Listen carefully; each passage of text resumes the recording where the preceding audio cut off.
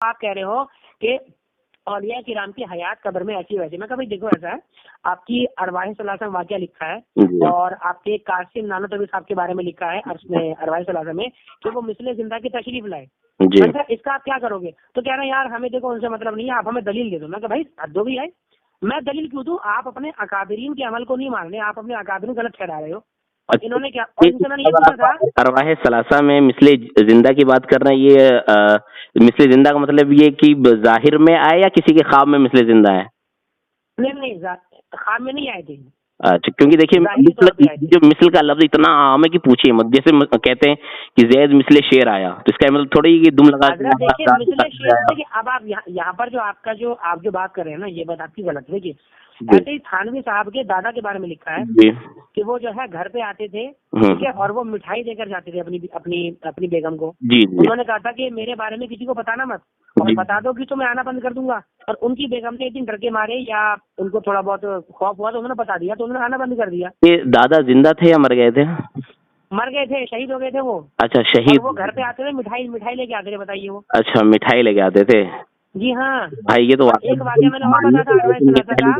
सुनिए, ये वाक्य मानने के लायक ही नहीं। देखिए एक तो है अकाबिर, देखिए मेरी देखिए मानने लायक नहीं है वो, फिर आप जानिए ना, वो तो आप जानेंगे फिर। हाँ ठीक है, तो वही हम कह रहे हैं ना कि कभी कभी ऐसा होता है। अच्छा चलिए ये कह लेते हैं कि आपने हवाला जो दिया क्या अशरफुस्सवाने का। जी हाँ, अशरफुस्सवाने वाक़या लिखा है ये किताब क्या जकरिया साहब की तरह ही अशरफ थानवी ने खुद से लिखी है या दूसरे ने लिखी है? अगर देखिए अब आप अगर खुद से लिखने पर जाएंगे तो खुद से लिखी किताब है, फिर तो समझ लीजिए फिर तो किताबों का ज़ख़ीरा खत्म हो जाएगा। तो पता ये चला कि किसी ने अशरफ थानवी की तरफ मंसूब किया है। और आप जानते हैं ना रिवायत और दिरायत के अंदर क्या होता है कि किसी की बात नहीं होती, बल्कि ये देखा जाता है कि सवाने जो किताब है वो आपके अशरफ अली थानवी साहब की सवाने पर लिखी गई किताब, और किताब का नाम लिखा है अशरफुस्सवाने। ठीक है, लेकिन लिखा किसने? अब ये तो उसके मुसन्निफ का नाम मेरे ज़हन में नहीं है, मैं आपको बता दूंगा। थानवी है वो हमारे अकाबरीन में से हैं, वो जो मुसन्निफ है वो हमारे अकाबरीन में से नहीं है, उनका दिफा करना हमारी जिम्मेदारी नहीं है। तो जो मुसन्निफ ने कहा हो सकता है ऐसे तो आप फिर तो आप बोलेंगे कि भाई तस्कीर तो रशीद है, उसका दिफा भी हम नहीं करेंगे। वही तो हम कह रहे हैं कि हमारे जिम्मे कुरान और हदीस पर कोई एतराज करे, कोई गैर मुस्लिम आए, उसका दिफा करना है। अगर हम हर एक अकाबिर एक आलिम का दिफा करने बैठ जाए तो हमारी जिंदगी उसी के दिफा में गुजर जाएगी। हम जो उलमा है हमें सुनिए, एक बात सुन लीजिए, हम उलमा को जो मुहाफिज़े मेहमान रसूल कहा जाता है, मुहाफिज़े कुरान हदीस कहा जाता है, इसलिए नहीं कि हम अकाबिर के दिफा में खड़े हो जाएं, बल्कि हमारी जिम्मेदारी ये बनती है कि वो अकायद जो कुरान और हदीस से छन के आते हैं, अगर उस पर कोई आए, कोई उंगली उठाए तो हम खड़े हो जाएं। और हम हैं कि उल्टे सीधे छोटे मोटे कामों में लड़ भिड़ रहे हैं और जरूरत है कुछ और करने की, तो जरा हम अपनी सोच को बड़ा करें। और की जैसा कि अभी के बारे में है, तो देखिए सुनिए मेरी बात, ठीक है, मैं भी सोचता हूँ इस एंगल पर कि जिस तरीके से शोहदा की हयात होती है, और अल्लाह ने क्या कहा, वो आयत क्या है,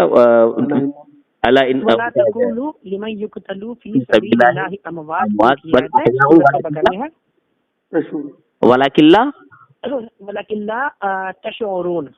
तो अल्लाह मियाँ को सीधे कह देना था ना कि वो जिंदा हैं, आगे वाला किल्ला तशऊरून कहने की जरूरत क्यों पेश आई? क्योंकि उनकी देखिए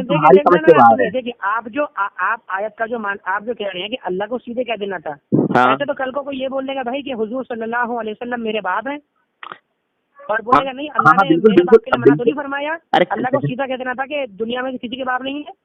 फिर से ये आप कैसी बातें कर रहे हैं? अभी देखिए थोड़ी देर पहले ना मेरी एक बंदे से बात हुई है, उसने पता क्या बोला, उसने बोला कि हुजूर मोहम्मद मुस्तफा सल्लल्लाहु अलैहि वसल्लम मेरे बाप है। अच्छा, आपने कह दिया, दावा किया ना आपने?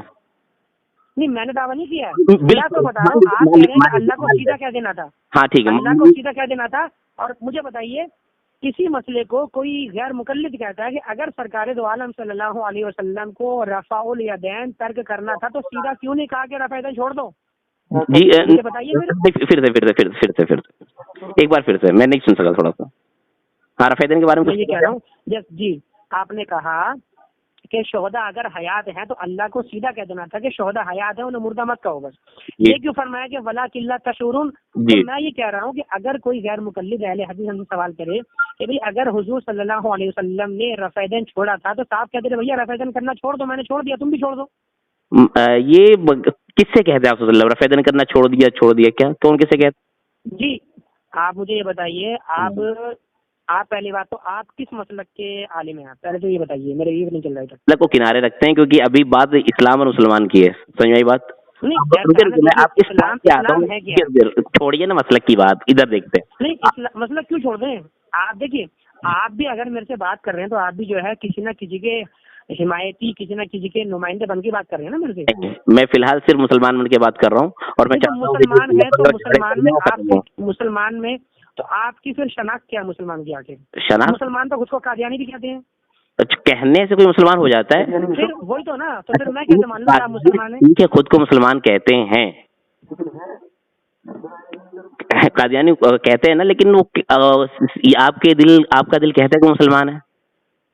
जनाब मैं वही तो कह रहा हूँ ना आपसे जी, कि कोई खुद को मुसलमान कहे कि भाई मैं मुसलमान हूँ, मैं किसी मसलक को नहीं मानता, तो मैं कैसे मान लूँ मुसलमान है वो? तो आपको मुसलमान मानने के लिए क्या चाहिए? भाई मुसलमान अगर है तो वो हमें बताए भाई उसके इमाम कौन है, वो किन अकाबिर को मानता है। अभी तक आप अकाबिर की बातें कर रहे हैं।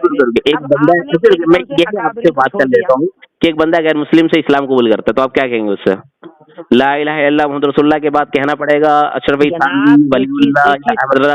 वलीउल्लाह कहना पड़ेगा? सुनिए देखिए, जी हाँ मैं बताऊँ, देखिए सुनिए, अगर कोई शख्स इस्लाम कबूल करता है, ठीक है, आपका सवाल है, मैं आपका सवाल आप ही से दोहरा रहा हूँ। अगर कोई शख्स इस्लाम कबूल करता है, जी ठीक है, उसे नहीं पता कादियानी क्या है और अहले कुरान क्या है, शिया क्या है, ये क्या है, ठीक है, और वो इस्लाम अगर कादियानी के हाथ पर कबूल करेगा तो क्या वो मुसलमान माना जाएगा? नहीं, रुके, कादियानी के हाथ पे इस्लाम कबूल करके क्या वो किस चीज का इकरार करेगा? वो क्या समझ के इस्लाम कबूल करेगा? कादियानी का जाहिर सी बात है, जब कादियानी के हाथ पे इस्लाम लाएगा तो वो इस बात का इकरार करेगा कि भाई कादियानी भी नबी है।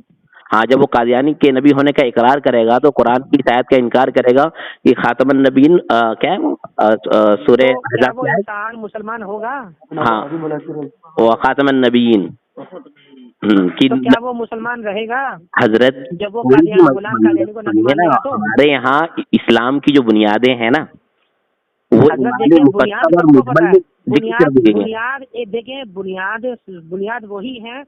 बुनियाद वही है जो सारे मसलक के लोग मानते हैं। अच्छा, इख्तिलाफ कहाँ पर पैदा होता है? इख्तिलाफ पैदा यहाँ पर होता है कि आप कहते हैं ये वाला अमल शिर्क है, हम कहते हैं भाई ये अमल शिर्क नहीं है। अब आप जब जबरदस्ती किसी इंसान को, किसी मुसलमान को मुशरिक बनाएंगे तो फिर आपके ईमान का फिर क्या होगा?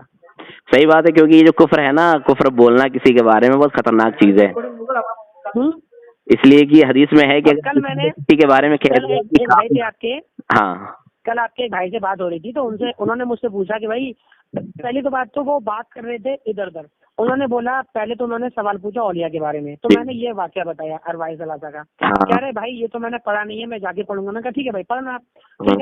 कहता तुम लोग दरगाह पे जाके मत्थे टेकते हो। मैं कहा भाई मत्थे टेकने की बात करोगे? मैं कहा देखो, दरगाह पर जाकर सजदा करना, जिसे हम कहते हैं सजदा ताजीमी या मत्था टेकना अपनी भाषा में, मैंने कहा ये शिर्क नहीं है। अच्छा। कह रहा तो यानी अपने जायज मानते हो? मैंने कहा भाई जायज तो मैंने नहीं बोला है ना, मैंने जायज नहीं बोला है, मैंने ये बोला है कि शिर्क नहीं है, ये हराम है। हराम खुद कह भी रहा है कि हाँ जी हराम है। तो इसका परमिशन दे दो फिर तो। मैंने कहा यार अजीब जाहिल वाली बातें करते हो, बिल्कुल ही जाहिल वाली, अकल से बिल्कुल पैदल हो। फिर क्या मजार पे जाते हो, पूजा करते हो, इबादत करते हो, ये करते हो। मैंने कहा भाई मुझे ये बताओ, इबादत तुम किस चीज को समझते हो? मजार पे जाने को समझते हो या मजार पे जाकर अगर कोई शख्स, पहली बात तो ये आप भी जानते हैं कि जाहिल से जाहिल मुसलमान भी ना अगर किसी मजार पे जाता है तो वहां पर वो सजदा इबादत की नियत से कभी वो सर नहीं झुकाता है जी, समझे जी। हर इंसान ये बोलता है कि भाई बुजुर्ग है, इनकी ताजीम के लिए हम जो है इनकी चादर चूम रहे हैं, और आप उसको शिर्क बोलेंगे तो हम बोलेंगे ना भाई इसको फिर शिर्क साबित करो तुम। तो वो शिर्क साबित नहीं कर पाया, इसलिए बेचारा वो चिढ़ गया था कल। अच्छा, तो यानी कल ये साबित नहीं कर सके थे जी, यानी कल वो इस चादर चूमने को या कब्र पे झूमने को, नहीं चादर चादर चूमने को नहीं, उसने कहा था कि ये शिर्क है, मतलब मजार पे जाके सर झुकाना। सर मैंने कहा भाई शिर्क साबित कर दो तुम, तो वो साबित ही नहीं कर पाया, इसलिए बेचारा चिढ़ गया वो। अच्छा बस चलिए, तो मैं किस पॉइंट पे बात करूं, इसी सजदे पे बात कर लूं या किस पे बात कर लूं? किस क्या कहा आपने, दोबारा बोले?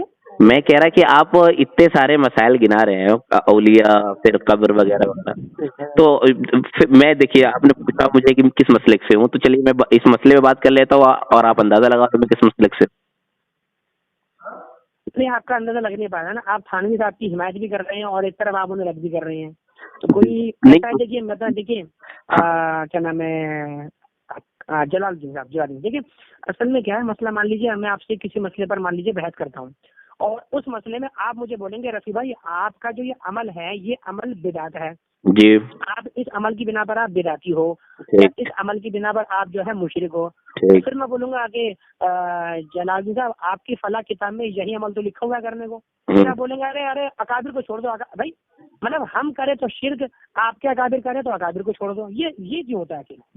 मैं ये कहना चाह रहा कि हमारी बहैसियत मुसलमान होने के क्या है, नबी और अल्लाह का दिफा करना या हर एक आलिम का जो हमें गुजर चुका है? मैं आपकी बात सही है, देखिए सुनिए जी, मैं आपसे पूछ रहा हूँ, नबी और अल्लाह का दिफा तो हम जब करेंगे ना जब कोई अल्लाह पर एतराज करेगा। जी, अब आप जो मेरे से बहस कर रहे हैं, क्या आप अल्लाह पर एतराज कर रहे हैं या मैं अल्लाह पर एतराज कर रहा हूँ, मुझे बताइए। नहीं, हाँ, लेकिन एक बात सुनिए, एक थोड़ी सी बात हो गई, अभी आपने अल्लाह पे एतराज की बात कर दी तो उस पर मुझे ख्याल आया कि हमारा आपने फर्क किया ताजीम और इबादत में। जी हाँ। तो क्या ऐसी ताजीम की जा सकती है जिसमें इबादत का शायबा हो? देखिए मैंने आपको क्या बताया जी, सजदा ताजीमी हराम है, मैंने पहले बोला कि हराम है जी, ठीक है, लेकिन जो लोग इसको शिर्क बोलते हैं वो गलत कर रहे हैं, वो इसे हराम बोले, वो इसे हराम बोल के रद्द करेंगे ना हम उनके साथ। एक मिनट रुके एक मिनट, ये जो ताजीमी हराम क्यों है, इल्लत क्या है इसके? इल्लत तो देखिए वैसे तो इसके बारे में जहाँ तक मैं जानता हूँ कि मैंने जो किताबों में पढ़ा है वो ये पढ़ा है कि इसमें जो है इबादत का वो होता है, मतलब देखकर महसूस होता है कि ये बंदा जो है और इबादत कर रहा है। अब बताइए, जब इबादत के अंदर शुबा हो जाए तो रुकिए, इसे क्लियर कर देता हूँ मैं। इसे आपने कहा कि इसकी इल्लत ये है कि ऐसा देख के लगता है कि ये बंदा इबादत कर रहा है ना? जी हाँ बिल्कुल। और सामने जो है वो अल्लाह नहीं है? बिल्कुल नहीं है। तो मतलब वो शायबा होता है कि वो गैरुल्लाह की बात कर रहा है ना? नहीं, शायबा होता है ठीक है, लेकिन आप मुझे एक बात बताइए, हुक्म आप किसी इंसान के क्या नाम है शायबा पर लगाएंगे या करने वाले की नियत पर लगाएंगे हुक्म आप? चलिए मैं आपको एक फिक्ही मसले में ले चलता हूँ, थोड़ा वहाँ टहल लेते हैं तो बात समझ में आएगी। एक मिनट, वो रिबा जानते हैं आप, सूद? सूद, ब्याज? हाँ ब्याज, तो उसके बारे में कुरान खतरनाक वही सुनाई है कि जो भी सूद लेने देने वाले हैं वो अल्लाह से जंग के लिए तैयार हो जाए, फ़अज़नु बिहर्बिम मिनल्लाह, है ना? ठीक है ना? जी हाँ। अब देखिए, अब जरा फिक़ह में आते हैं, तो रिबा के लिए यानी किसी चीज के सूद होने के लिए क्या क्या जरूरी है? अहनाफ क्या, हम हनफी हैं। अभी जो आप जो बता रहे हैं सूद के ताल्लुक से, हाँ, और देखिए एक चीज मैं आपको पहले बता दूं, आप जो फिक़ह में जा रहे हैं ठीक है ना, तो जरा सजदा ताजीमी के लिए भी आप जरा फिक़ह पर गौर कर लेते तो आपके गंगोही साहब ने भी सजदा ताजीमी को हराम लिखा है। हम धीरे धीरे बात करते चलेंगे। अभी मैंने कहा धीरे, देखिए ऐसा है ना, अभी आप सूद को बीच में ले आए, फिर सूद पर बहस हो जाएगी लंबी। नहीं, मैं सूद पे बहस करने के लिए नहीं, हम और आप सूद पे बहस नहीं करेंगे।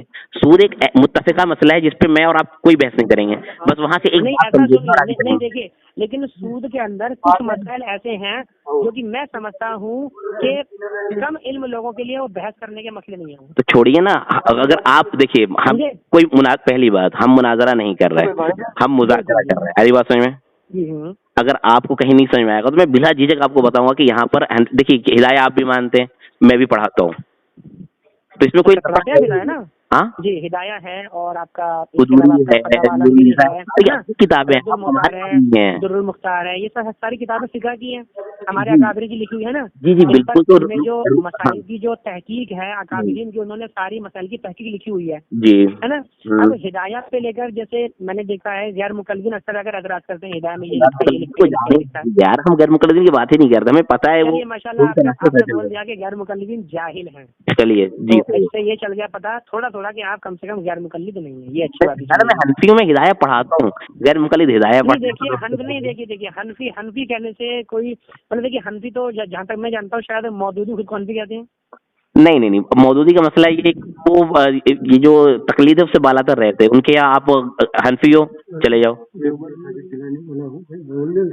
तो सुनिए मैं जरा उस रेबा के मसले पे थोड़ा सा बात कर लेते हैं, फिर उसके बाद वापस आएंगे इस। देखिए जावेद साहब, देखिए जैसा कि आपने बताया कि आप जो है हिदायत पढ़ाते हैं, तो जाहिर सी बात है आप एक मुदर्रिस हैं, ठीक है ना जी।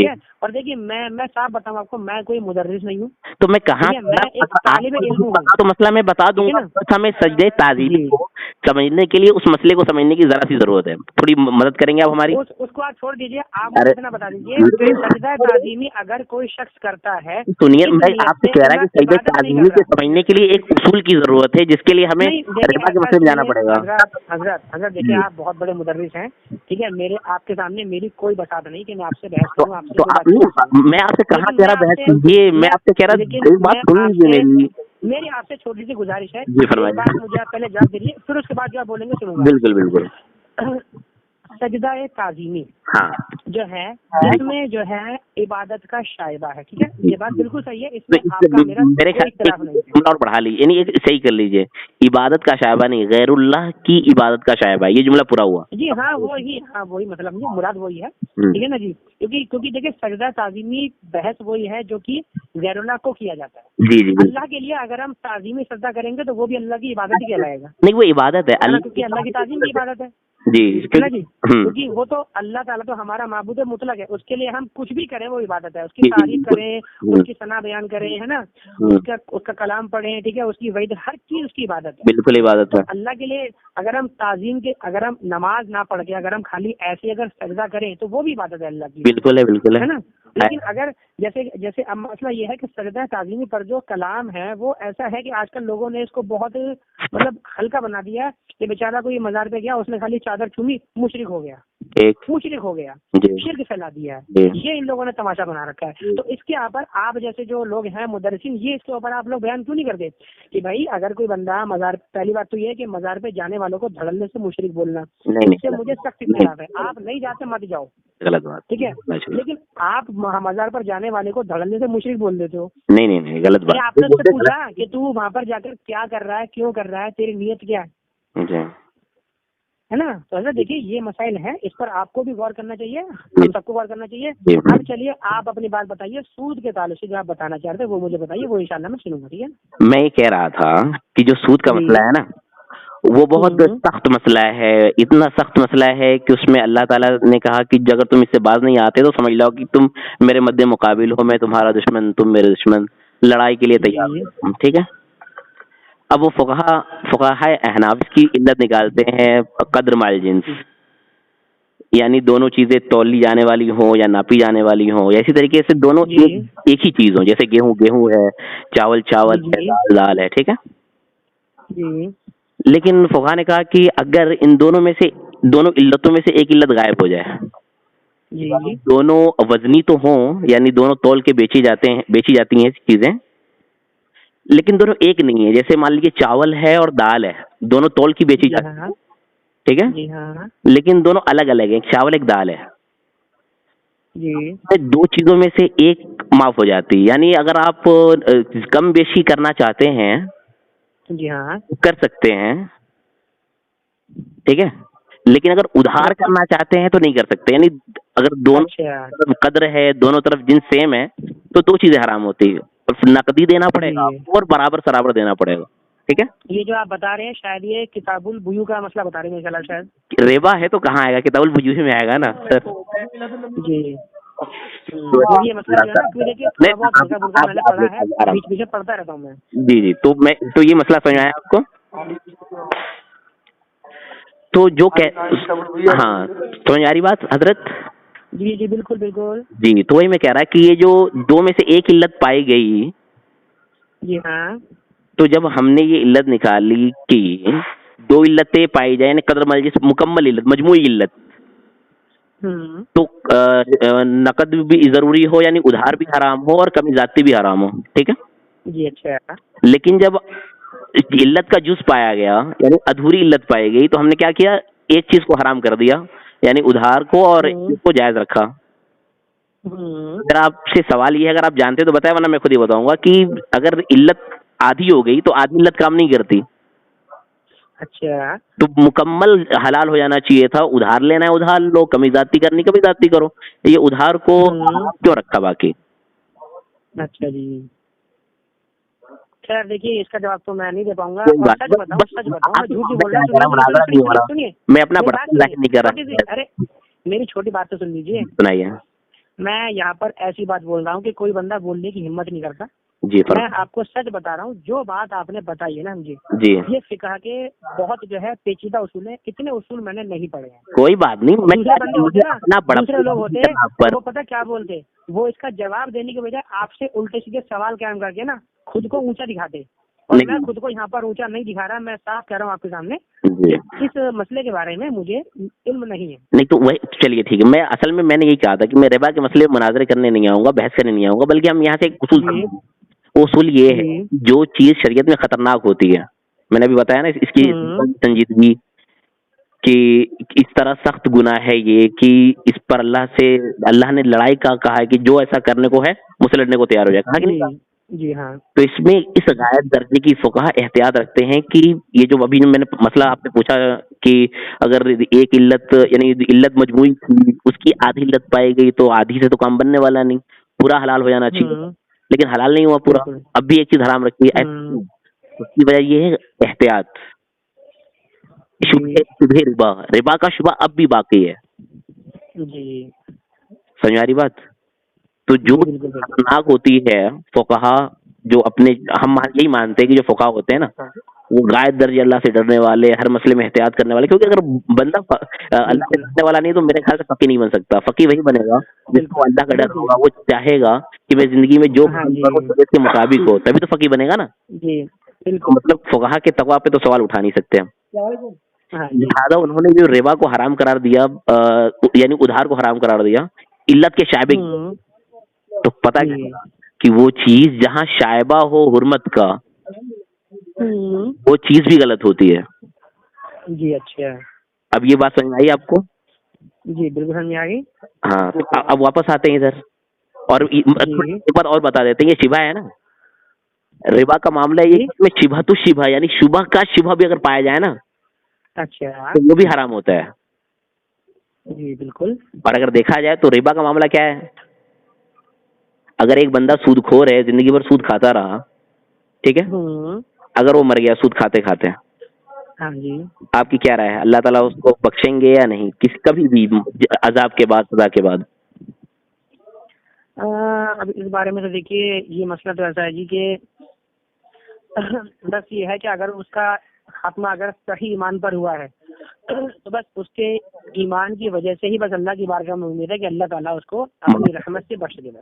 तो आपको पता है कोई ऐसा गुनाह जिसको अल्लाह ताला माफ नहीं करेंगे? हाँ, बहुत सारे गुनाह हैं, जैसे कि सबसे पहली बात तो इंसान का ईमान से फिर जाना किसी भी एतबार से, या ईमान से फिर जाना, या ईमान में दाखिल ना होना। ईमान से फिर को इर्तिदाद कहते हैं और ईमान न लाने को कुफ्र कहते हैं। जी हाँ जी जी। इसके अलावा भी और कुछ है?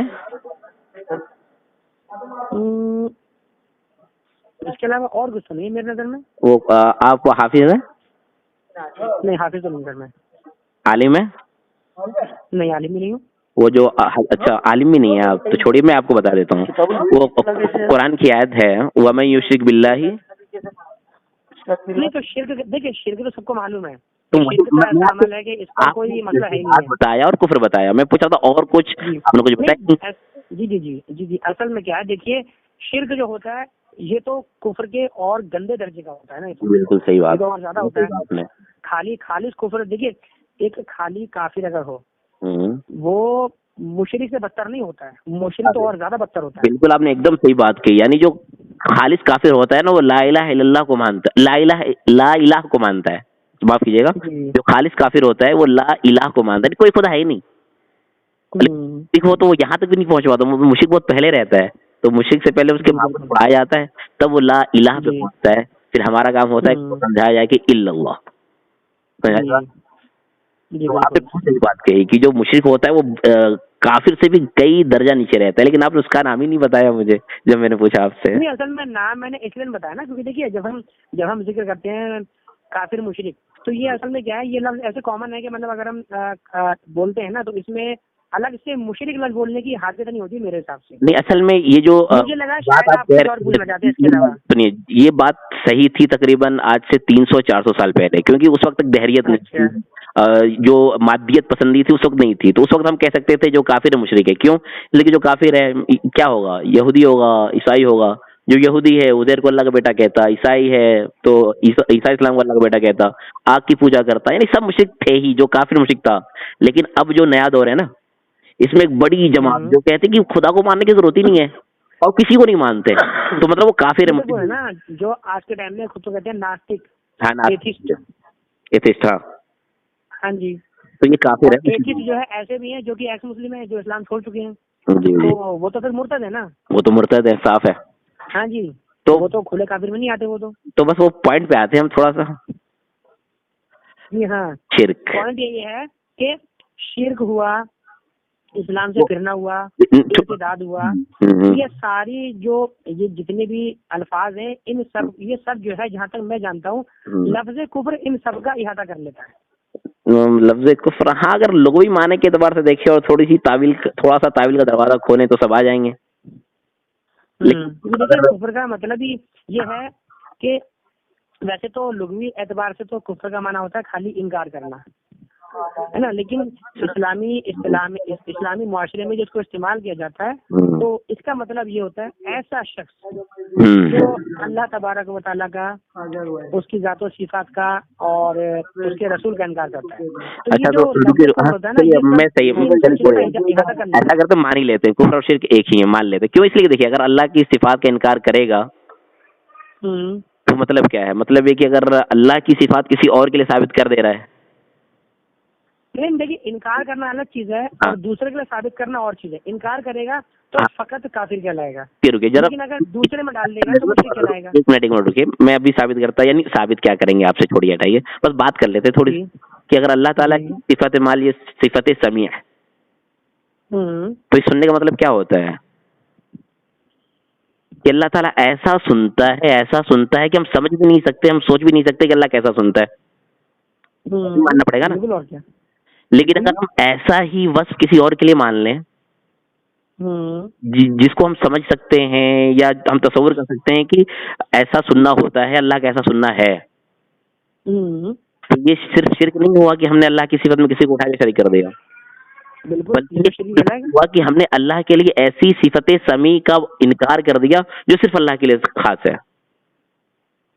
तो देखिए, दोनों हो गया है ना, कुफ्र हुआ इस माना करके कि हमने देखिए दो, यहाँ पर भी जो आप कह रहे हैं बात आपकी बिल्कुल सही है, लेकिन बात ये है कि कोई शख्स मान लीजिए अल्लाह तबारक व तआला के वाहिद होने का इनकार करे, वाहिद होने का इनकार, अल्लाह जो है अल्लाह है, लेकिन भाई सॉरी मैं गलती कर रहा हूँ, वाहिद सॉरी, हाँ, अल्लाह ताला के खुदा होने का इनकार करे, अल्लाह ताला के खुदा होने का इनकार करे, अल्लाह ताला हमारा माबूद नहीं है, अल्लाह ताला के खुदा होने का इनकार, अल्लाह ताला के वजूद का इकरार करता है।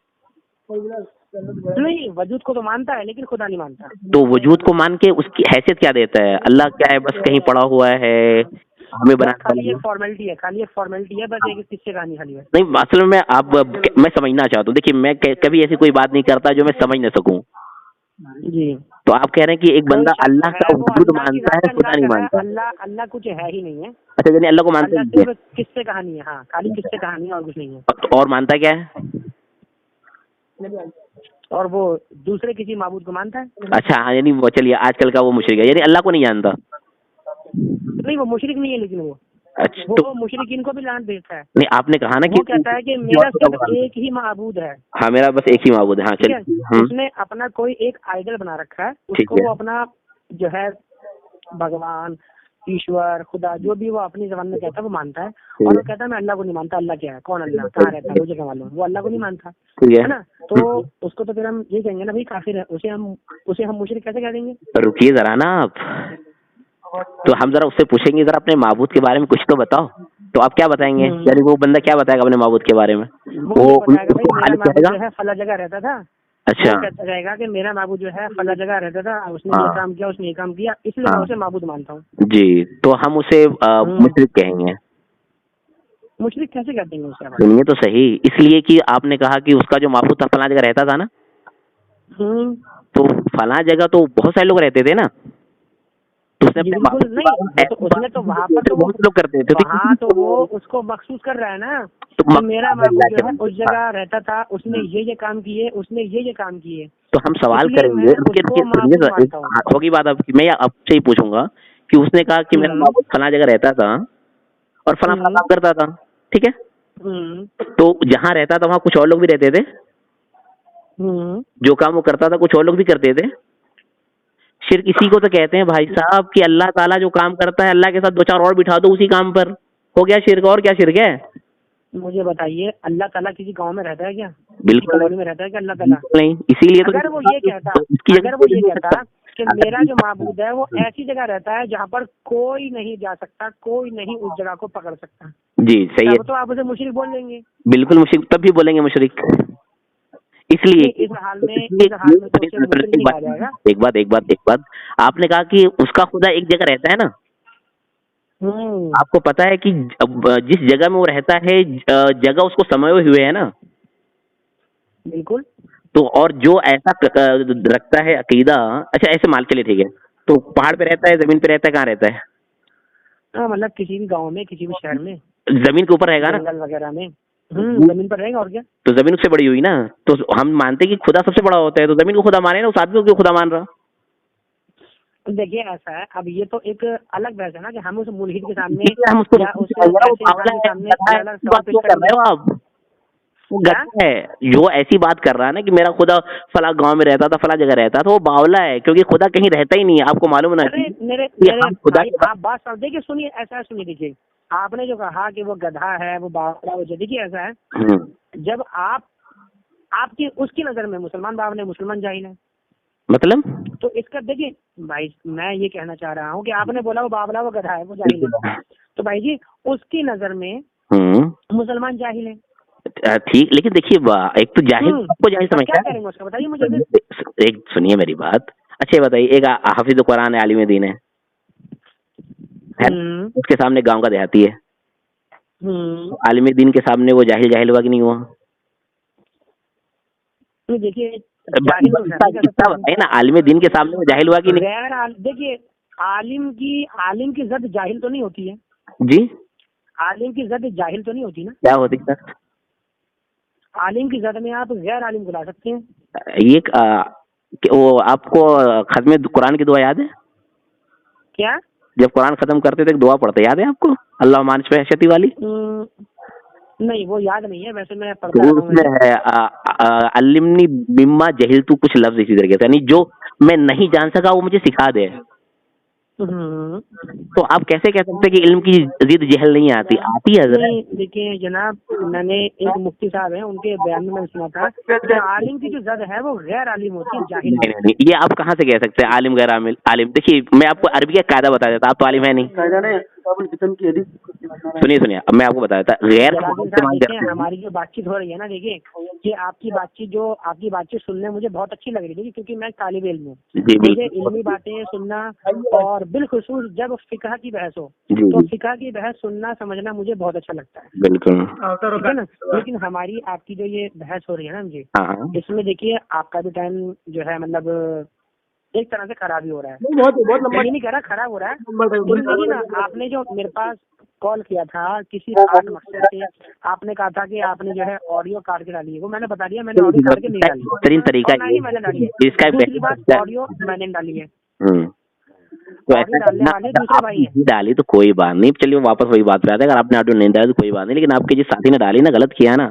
अगर किसी बात को, देखिए ये आप उनसे बोलिए, देखिए, और दूसरी बात, मैंने रिकॉर्डिंग भी नहीं करी है जी, मैंने रिकॉर्डिंग भी नहीं करी है। अच्छी देखिए, अगर आपको नहीं, सही बात, कल अगर आपको रिकॉर्डिंग करनी थी, अगर आपको कहना था कि हमारा जो आज नहीं, मैंने रिकॉर्डिंग करी नहीं ना, मैंने रिकॉर्डिंग नहीं करी है। तो ये भाई ने डाली है ना, आप ही से उन्होंने रिकॉर्डिंग करी है। जी, अबू जहल से बात हुई थी। चलिए खैर छोड़िए, जान दीजिए, रात लंबी हो रही है और वैसे भी रात के बाद रात में जल्दी सोना चाहिए। ठीक है, आपसे बात करके बहुत अच्छा लगा, क्या बताऊं। और कुरान की दुआ भी मालूम नहीं है ना, कुरान की दुआ भी मालूम नहीं है, मेरे को बता दीजिए, कुरान की दुआ आप याद करके सुनाइए, कल आ जाएगा चैनल। हेलो, ठीक है, हेलो, मैं आपका अगर मुनाजरा करने का इरादा नहीं था कल, तो आप क्यों कॉल ही क्यों करते, वो पहले बात बताइए आप। अरे मेरे भाई, मैंने कॉल किसे किया था, मेरे को आप ये बताओ पहले तो। किया था ना आपके शागिदों के कोई भी हो, आप तो साथ में थे ना। मैं साथ में नहीं था भाई, मुझे उन्होंने कॉल किया, उन्होंने बोला कि एक आलिम साहब है। हाँ, और अल्फाज सुनने कितना खतरनाक लिखा है उसके अंदर, रेडी रख दो, देगा कि जैसा चलो। हाँ बोलो। मैंने ऑडियो डाली, मेरे ऊपर बिना बताए आप तो ऑडियो डाली मेरे ऊपर क्या तुम लगेगा। क्या बोल रहे? मैंने बिना अरे उनको बुलाओ, जलाल साहब को बुलाओ। जलाल साहब है लाइन पे नहीं है? जलालुद्दीन साहब, हाँ, आप है लाइन पे कि नहीं है, बताइए मुझे। जलाल साहब आवाज आ रही है? जी आ रही है। जी हाँ, देखिए मैं ये करता, ये भाई आपके कह रहे हैं कि मैंने कॉल किया, भाई मैंने तो कॉल किया ही नहीं है। चलिए ठीक है, आगे चलिए। अब्दुल्ला भाई ने मुझे कॉल लगाया, उन्होंने बोला कि एक भाई हैं वो बात करना चाहते हैं। ठीक, तब इन्होंने फिर मुझे जो है कॉन्फ्रेंस पे लेके उन्होंने मुझसे भी बात कराई। तो सुनिए, वो जो वीडियो है। हाँ जी, जलालुद्दीन साहब, हाँ हेलो, हाँ सुन लो। मैंने बिना पूछे तारी अहमद साहब से ऑडियो डाली तो मेरे ऊपर क्या हुक्म लगेगा। इसको इस इस्तिलाह में या शरीयत में दो लफ्ज़ से ताबीर करते हैं, एक तो खयानत है, क्योंकि आप सुनिए हदीस में है कि अगर मियां बीवी के दरमियान आपस की बातें हों, ऐसे मालूम दोस्तों की आपस की बातें हों, तो ये समझ रहे हैं कि ये हमारी आपस की बात है, अगर आप उसे सारा कर देते हैं, हर जगह फैला देते हैं, तो ये खयानत है। पहली बात खयानत है, और दूसरी बात धोखा है। आप एक मिनट, हेलो जी यही आपके हेलो पीछे आवाज आ रही है, उनको चुप करवाइए जी। हाँ फिर से बोलिए, मैं नहीं समझ पा रहा हूँ। यही काम आपके देवबंदी जमात के आलिफुल अतानी साहब तो नदवत आलिम है। अच्छा, आप मुझे ये बताइए कि अगर एक मुसलमान चोरी करता है, बस मैं समझ लिया, आपकी बात में समझ लिया। चलिए सुना लीजिए, वक्त कम है इसलिए कह रहा था, समझ गया मैं। अहमद साहब बड़े आलिम नहीं है। हेलो, हाँ हाँ सही है। अहमद साहब तो बड़े आलिम नहीं है, मगर चलिए सुन लीजिए, सुन रहा हूँ, चलिए ना। आपके देवबंदी आजाद हमारे बड़े बड़े आलिम लोग फोन करते हैं, उनकी ऑडियो डालते हैं, उनके ऊपर क्या हुक्म लगेगा। वही हम देखिए, हमारे यहाँ दो पैमाने नहीं है, एक ही पैमाना है। अगर आपसे कोई बात करता है इस तौर पर कि आप भी समझते हैं कि वो आपकी बात सामने वाले तक रहेगी, और सामने वाला भी समझता है कि उसकी बात आप तक रहेगी, ऐसे में अगर ऐसा ही है तो अच्छा है। लेकिन अगर आप उसको आम कर देते हैं, चुपके से, चोरी से, रिकॉर्ड करके, छुपा के, तो खयानत है, कोई भी करे, कोई। हाँ, और से मैं 100% मुत्तफिक हूँ जी, बिल्कुल, के बगैर इजाजत के किसी की रिकॉर्डिंग, किसी की कोई बात जो है ऐसे सोशल मीडिया पर फैलानी नहीं चाहिए, बात बिल्कुल सही है। लेकिन हजरत इसके बरअक्स एक मसला और है जी, पूछ लीजिए। वो एक मसला ये है कि किसी शख्स ने एक ऑडियो अपलोड करी यूट्यूब पर, मैंने जो है रफीक को यानी मुझे मुशरिक साबित कर दिया। उसने ये बोला धड़ल्ले से कि रफीक मुशरिक है, जिसको सबूत चाहिए मेरे से ले ले। तो मैंने क्या करा कि भाई, उसने कहा भाई वो मुझे मुशरिक साबित कर रहा है। अब मैंने उसे कॉल लगाया और कॉल करके मैंने उसकी रिकॉर्डिंग करी और उसकी मक्कारी मैंने फिर यूट्यूब पर आम कर दी। तो बताइए मुझ पर क्या हुक्म लगेगा। ऐसी सूरत में गुंजाइश नहीं कर सकती है, क्योंकि आपने ये जो तरीका इख्तियार किया है दिफा के लिए किया है। अपना हक मैंने अपना मेरे ऊपर जो झूठा इल्जाम लगाया गया था, मैंने वो झूठे इल्जाम का दिफा करने के लिए मैंने उस मक्कार की रिकॉर्डिंग करके सबको सुनाई है। तो इसमें तो कोई हुक्म चला नहीं है ना। दीजिए सर, यहाँ तो हमने कोई आप पे इल्जाम नहीं लगाया था, हमने आप पे कोई फतवा जारी नहीं किया था, गलत बात है ना सर। नहीं, वो जी हाँ, उन्होंने सीधा तौर पर तमाम बरेलियों को मुस्लिम स्थापित किया है। क्या क्या तमाम बरेली मुसलमान को मुस्लिम स्थापित करने की नापाक कोशिश कर रहे थे। वो मुसलमान से पहले क्या कहा वो समझ नहीं पा रहा हूँ मैं। तमाम मुसलमान से पहले तमाम, वो जो है उनका कहना ये होता है कि जितने भी बरेलवी हैं जो खुद को बरेलवी कहते हैं वो सारे के सारे मुशरिक हैं, कब्र पुजारी हैं, ये जो है अल्लाह को छोड़ के दूसरों की पूजा करते हैं माज़अल्लाह। हमारे आस पास सारे बरेलवी हजरात रहते हैं, हमारा उनके साथ उठना बैठना खाना पीना सब कुछ है भाई। और हमारे क्लास में गैर मुकल्लिद बच्चे बरेली बच्चे सब पढ़ते हैं, तो ऐसा नहीं है हम मानते। तो सुनिए, हेलो हेलो, आपने ऑडियो पूरी सुनी? ऑडियो हाँ जल्दी साहब, आप मेरी गुजारिश है आप एक बार वो ऑडियो पूरी सुनिएगा और मुझे बताइएगा कि मैंने वहाँ पर कहाँ खयानत की है। ये कह रहे हैं कि तूने जो है ऑडियो पूरी नहीं डाली। जो मेरे से बात हुई है वो तो ऑडियो होती है डली पूरी, ये लोग जो है दोनों के दोनों कॉल काट के दोनों के दोनों। अगर आपको डालनी थी तो अरे वो कुछ बोल रहे हैं, बोलने दो ना। मैं क्या करना है, आपको ऑडियो डालनी थी एक बार पूछ लेते थे ना, या कम से कम कल बात करते टाइम बता देने थे कि जरा सोच समझ के तौल के नाप के बोलिएगा, क्योंकि मैं कल वीडियो आज डालने वाला हूँ। देखिए ये काम जो है ना, ये काम अब्दुल्ला भाई का, ये काम मेरे से नहीं है ना। जी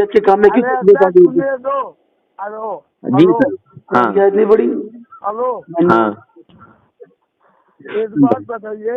हाँ हेलो, आप मौलाना साहिब दयावी साहब तो जानते हैं? किनको? मौलाना साहिब दयावी साहब। ताहिर गयावी? हाँ जी, नाम सुना है, बहुत बूढ़े हो गए हैं शायद।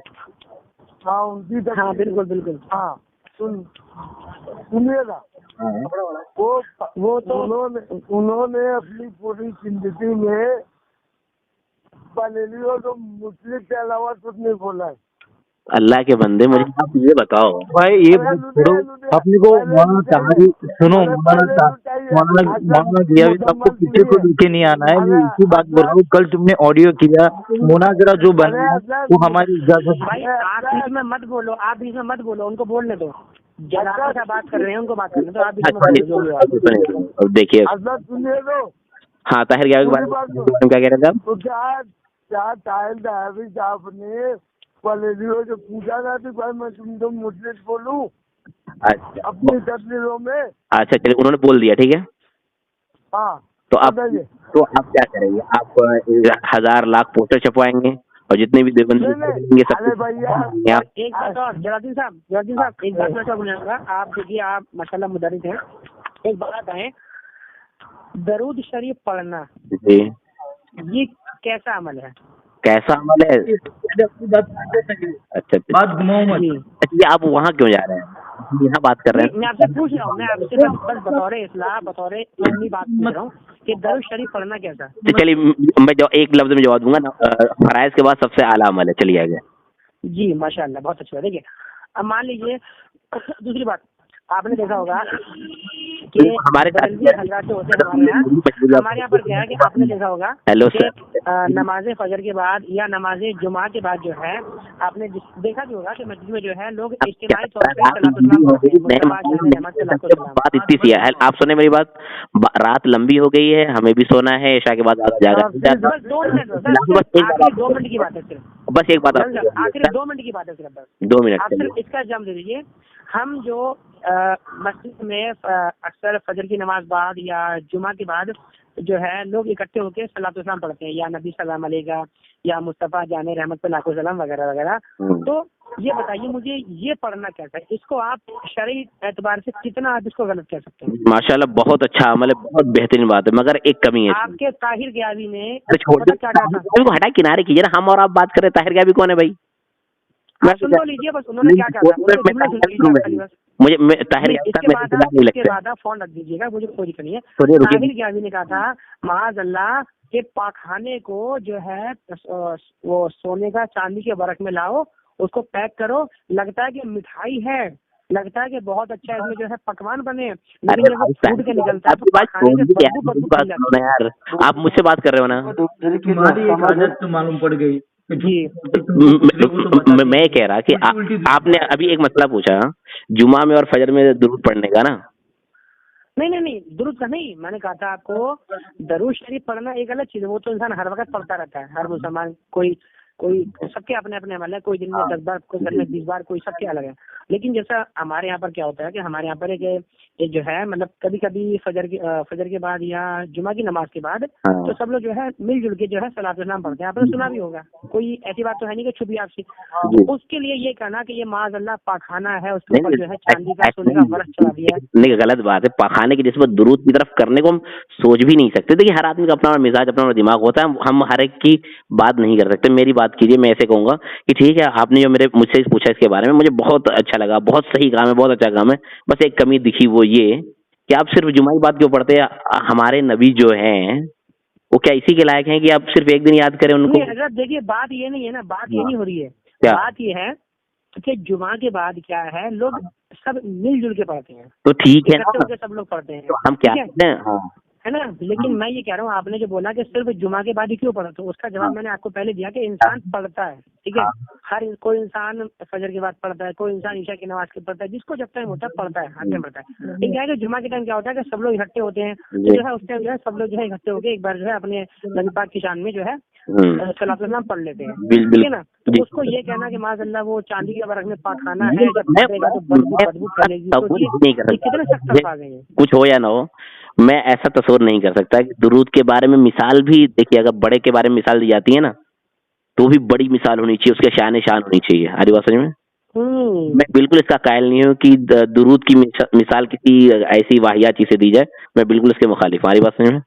और बस हम वापस आते हैं कि आपने हमारा कल का जो हमसे पेपर क्यों डाला, हमारे साथी से बहुत अफरोख्ता और नाराज हैं, इसका क्या जवाब है आपके पास? अच्छा देखिए सुनिए, एक काम कीजिए, सुनिए, इसके ताल्लुक से आप अब्दुल्ला भाई से मुनफरिद बात कीजिए। मेरे ख्याल से उस ऑडियो में आपकी आवाज है पूरी आवाज क्या है, आवाज तो मैंने कर दी ना। हेलो जी सर। हेलो जी सुन रहा हूँ। मैं ये पूछ रहा हूँ, वो ऑडियो में आपकी भी आवाम सुने थी, हमारी भी आवाम सुनी थी, आपकी भी आवाम की क्या हो जाएगी, हमारे भी आवाम की क्या हो जाएगी। मैं तो इसलिए से नहीं से अपलोड किया हूँ और सुन लीजिए। हेलो जी जी जी हेलो, तो अभी आपकी और लतीफ भाई की तकरीबन 38 मिनट बात हुई है। अच्छा इससे भी बात कर रहे हैं आप? हाँ वो भी अपलोड की जाएगी। पूरी डालना, आधी मत डालना। नहीं अब्दुल्ला भाई इसको मत डालना, देखो यार इसी बात को मना कर रहा हूँ। हेलो लतीफ भाई, हाँ बोलो। कटाकटी। हेलो हाँ हेलो, सुन रहा हूँ। बोलो। अभी अहमद साहब ने मुझे फोन किया कि व्हाट्सएप पे मैसेज चल रहे थे कौलाने तो, और वो कह रहे थे कि लतीफ की चप्पी उतर रही है, लतीफ सब निकल रहा है। सुनिए ना, आप मुझे ये बात बताओ, लगाई तो क्या करेगा वो? सलाम करेगा, मुसाफा करेगा? हाँ आपके एक अहमद साहब है ना, मौलाना अहमद। सुनिए मेरे भाई, बस मैं आपसे यही कहूँगा कि अगर आपके घर किसी ने डाका डाला है, आपके घर में तोड़ फोड़ मचाई है, तो क्या ये मतलब नहीं कि आप डालेंगे कि आपका घर टूटा है? नहीं तो मतलब मेरे घर में। अच्छा अब्दुल्ला भाई सुनो, मेरी बात सुनो, ऐसा है सारी बातें खत्म करो, ठीक है। जलालुद्दीन साहब इनका नंबर ले लो, ठीक है ना। कभी कभी इंशाल्लाह इनसे मैं मुनफरिद, ध्यान रखना, इनसे मैं कभी कभी पर्सनली बात करूंगा, समझे। और जो मैं इनसे बात करूंगा पर्सनली, जब तक इनकी इजाजत नहीं होगी, जब तक वो ऑडियो में किसी को भी, यहाँ तक कि मतलब मैं किसी को सेंड करने के लिए, अगर ये बोलेंगे कि भाई हाँ सेंड कर सकते हो तो ही मैं सेंड करूंगा, वरना वो सिर्फ बात इनकी और मेरी नहीं की बात खत्म। बस ठीक है। जी। मतलब समझे? इनका नाम लेना है? जलालुद्दीन आप जी। जो आपकी और रफीक भाई की बात हुई है, हाँ हाँ। उसमें तो गलत बात हुई नहीं है। नहीं, मुझे इस बात पे एतमाद है और मैं आपको इजाज़त देता हूँ, आप एक डाल दो। लेकिन देखिए, जो कल वाली बात है ना, वो आप मैं आपसे दरखास्त करूँगा हटा लो। क्यों? इसलिए कि देखिए, अगर आपको जुमा में तकरीर करनी रहती है, आप मेरी बात सुन लो आप। आप सुनोगे? मैं कह रहा, आपने जो रुकिए, एक बात सुन लीजिए मेरी बात। मैं फिर आपकी मैं कह रहा कि आपने कहा कि जो है ना, आप बताओ कि जब आप जुमा में तकरीर करने जाते हो या कोई मौलवी आता है तकरीर करने, तो क्या नियत रहती है? इस्लाह की नियत रहती है ना? तो जैसे तैसे उठ के चला जाता है, बल्कि इस्लाह की नियत तो अच्छी से तैयारी करता है, वो ये कोशिश करता है कि थोड़े से वक्त में आपको कितना ज्यादा से ज्यादा काम की बात बता दी जाए। अब्दुल्ला भाई देखो, मेरा कहना है हाँ, तो आप बता अभी दीजिए, ये अच्छी बात है, ऑडियो और के लिए अच्छे अंदाज में अगर ये इजाजत देते हैं, सुनो, अगर ये इजाजत देते हैं तो ही डालना जी ऑडियो, वरना मत। उन्होंने इजाजत दे दिया है। हाँ, आज की ऑडियो डाल दो, लेकिन कल की हटा दो, ये मैं कहूँगा। नहीं आदेश ही नहीं है सर। बेटर नहीं है। अब तो नहीं है तुझे। तो कल वाली आप हटा दो, आज की जितनी जगह डालनी है। वजह क्या आता नहीं थी बताइए जी।